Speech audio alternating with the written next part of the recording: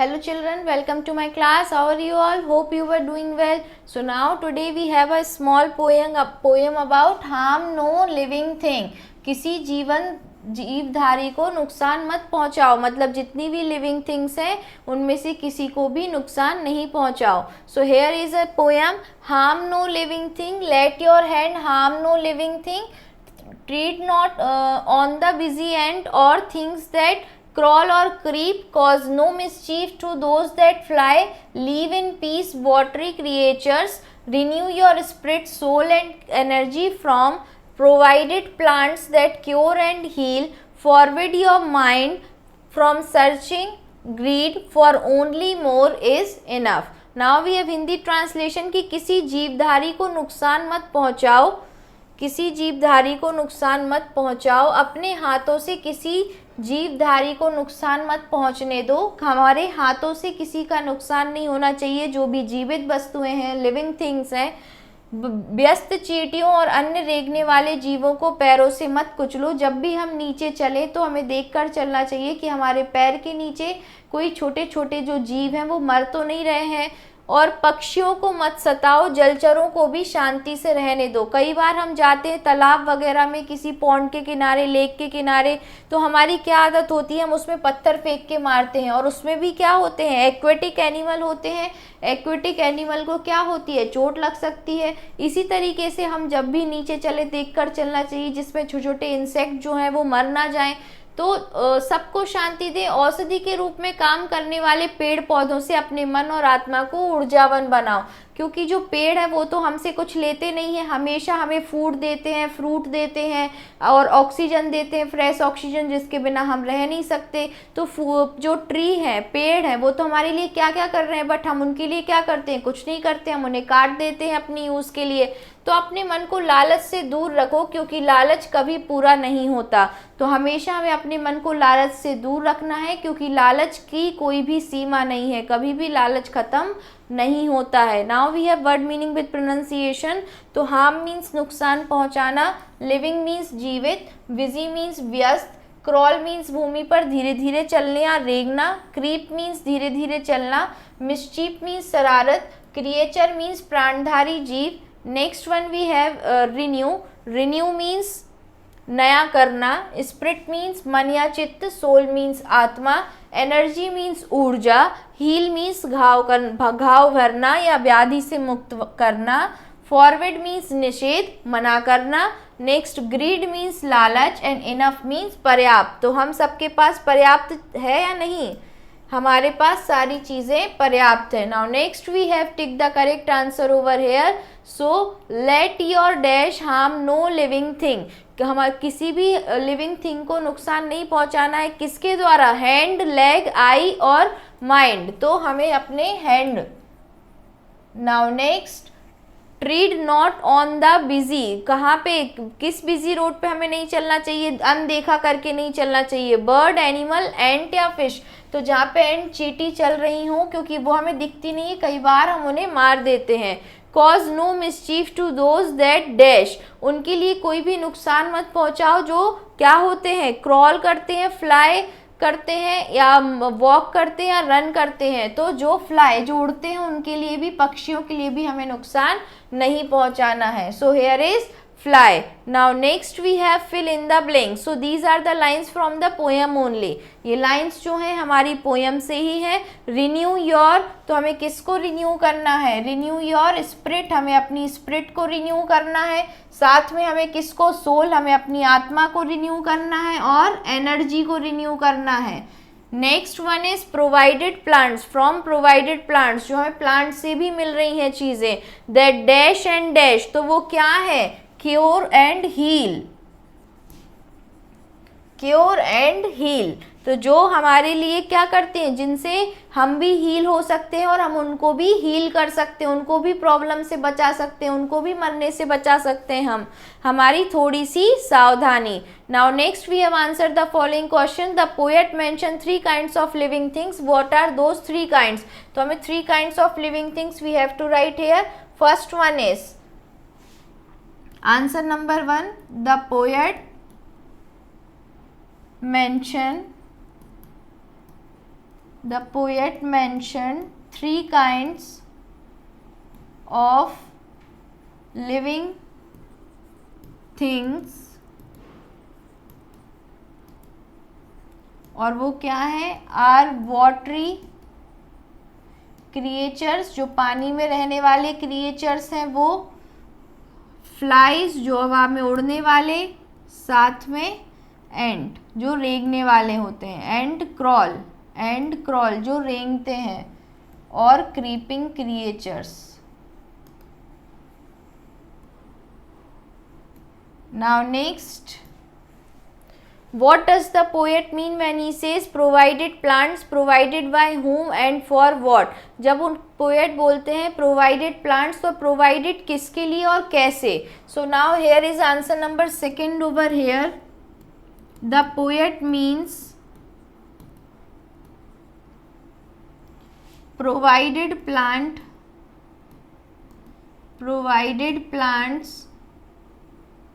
is a source of various things for human. मतलब plants तो हमें बहुत सारी चीज़ें देता है, जैसे कि ऑक्सीजन, फ्रूट्स, उसकी लीफ, सब ब्रांचेस, सब कुछ यूजफुल होती है, वुड भी वहाँ से मिलता है. So now the provide spirit, soul, energy, ये भी हमें प्रोवाइड करते हैं. नेक्स्ट, स्पिरिट हमारे लिए पेड़ों को देख के हमेशा हमें दूसरों को छाया देनी चाहिए, कुछ बदले में एक्सपेक्ट नहीं करना चाहिए. तो इस तरीके से बहुत सारी चीज़ें पेड़ों से सीखते हैं. एनर्जी है, उसकी जो वुड है उसको हम यूज़ करते हैं, जलाते हैं. तो पेड़ हमारे लिए हर तरीके से यूज़फुल है. We should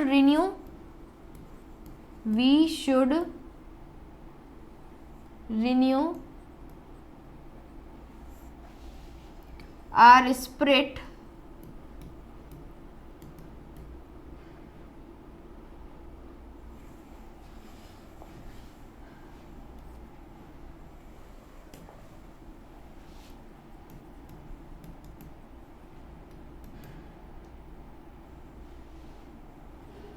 soul and energy provided by plants.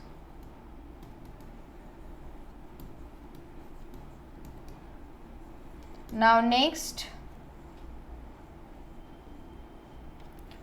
we have answer number 3 over here. Write a short note about your role in protection of nature. हम अपने नेचर को कैसे प्रोटेक्ट करते हैं, हमारा क्या रोल होना चाहिए, तो उसके बारे में लिखना है. So here is answer number 3. We should not hurt any living thing. किसी भी जीवित वस्तुओं को हमें नुकसान नहीं पहुंचाना है. As each living thing is special. हर लिविंग थिंग स्पेशल है, is special in its own way, and is a part of our beautiful nature. और वो हमारे ब्यूटीफुल नेचर के क्या है? पार्ट है. Beautiful nature to protect the nature, और नेचर को प्रोटेक्ट करने के लिए we must try and be kind to all creatures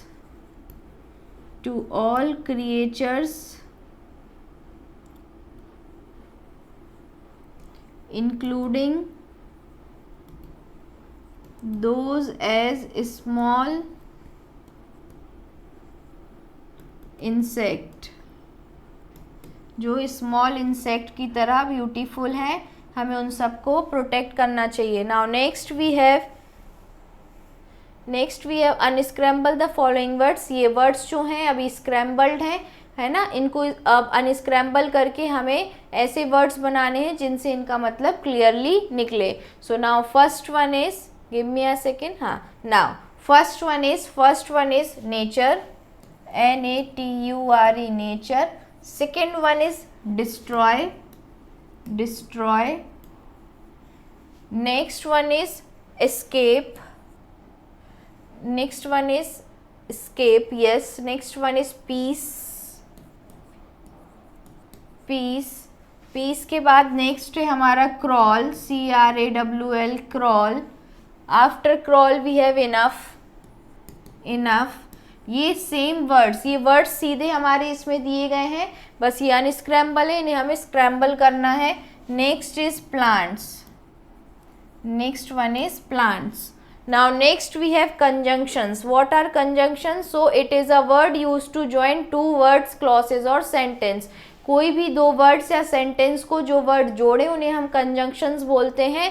तो जो शब्द दो शब्दों, वाक्यांशों या वाक्यों को आपस में जोड़े उन्हें कंजंक्शन कहलाते हैं.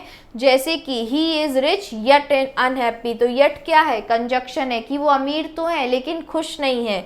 प्रिया did not come to school because, अब यहाँ बिकॉज भी कंजंक्शन है, क्यों नहीं स्कूल आई, because she was ill.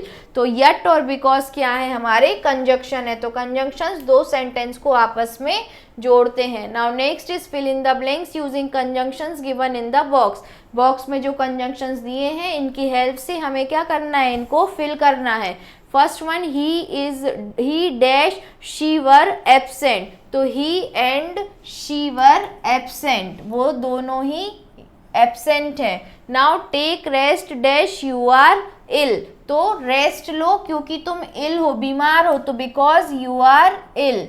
Now next, Shruti went away dash Neetu stayed, Shruti जो है वो चली गई but Neetu stayed, so third one is but. Now next, give me a cup of tea dash coffee, cup of tea दो और coffee, so now next is और coffee. This one is fourth, give me a tea और a coffee. My daughter dash my son is intelligent, मेरी daughter के साथ साथ मेरा बेटा भी इंटेलिजेंट है, तो my daughter as well as my son is intelligent, वो दोनों ही इंटेलिजेंट है. Now next is translate the following sentences into English, इनको हमें इंग्लिश में ट्रांसलेट करना है. फर्स्ट वन इज, मेरे पास कलम है परंतु कोई कॉपी नहीं है, so I have a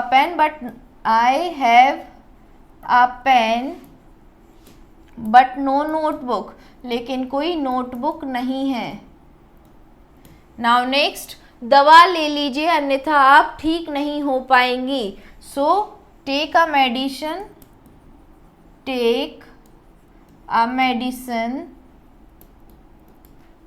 medicine और you will not get well.